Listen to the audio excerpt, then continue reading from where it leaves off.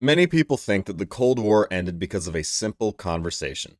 They're wrong. It ended because Ronald Reagan made the Soviets fear the consequences of not having that conversation. Iran is the test of whether we still understand that. Yesterday, I went to see The Brink of War, the latest film from Angel Studios. It is about the meeting between Ronald Reagan and Mikhail Gorbachev in Reykjavik, Iceland in 1986, during what was arguably the height of the Cold War.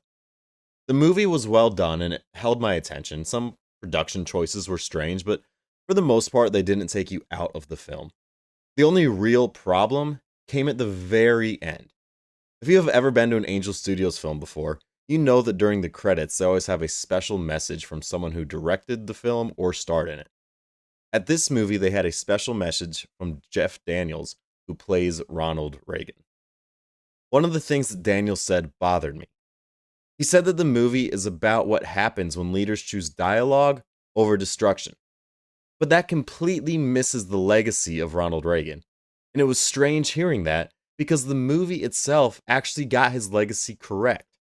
At one point in the movie, Reagan is talking to Secretary of State George Shultz, who is played by J.K. Simmons.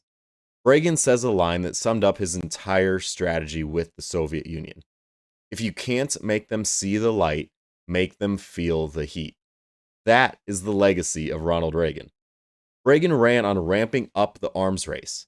His plan was not just to engage in some dialogue with the Soviets and hope that they come to the table. His plan was to make the Soviets fear the strength of the United States. And that only works if you understand your opponent. Reagan knew that the Soviet economy was not strong. He knew that they would not be able to keep up with the arms race if they wanted to remain a global power. Based on that knowledge, he made a bet that by increasing the amount of nuclear warheads we had pointed at Russia, it would drive them to the negotiation table. That sounds like a massive gamble, but it worked because he understood who he was dealing with. He knew that they wouldn't want to risk nuclear war, but also that they didn't want economic upheaval inside their country leading to a revolution. He figured that if the Soviets wanted to continue to exist as a nation, they'd be forced to make a deal. And he was right about all of it. Now, that meeting at Reykjavik did not actually lead to a nuclear deal. But Gorbachev later revealed to George Shultz that it was that meeting that laid the groundwork for the end of the Cold War. And because of the human rights pressure that Reagan put on Gorbachev at that meeting, it laid the groundwork for the end of the Soviet Union.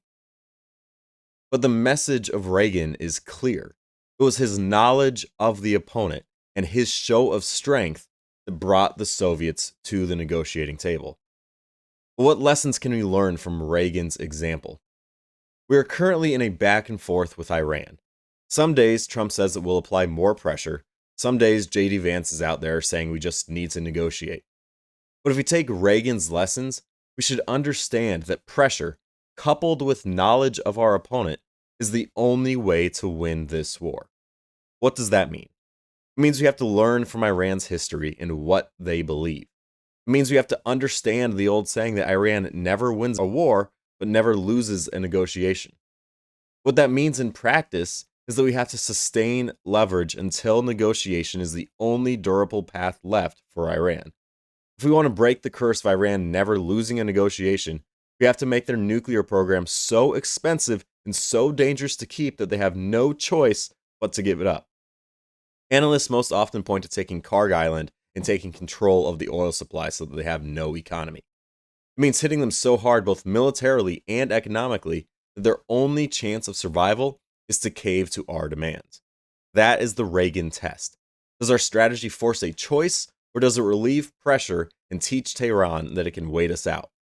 If you want to keep doing this wait-and-see approach, it will not yield the long-term results that the country needs. As Reagan said, if you can't make them see the light, make them feel the heat. Right now, we keep hoping that the Iranians have seen the light. What we should be doing is making sure that they feel the heat, so that dialogue becomes their only option and peace can actually hold. Subscribe and head to my Substack to get more honest takes from me. I'll see you next time.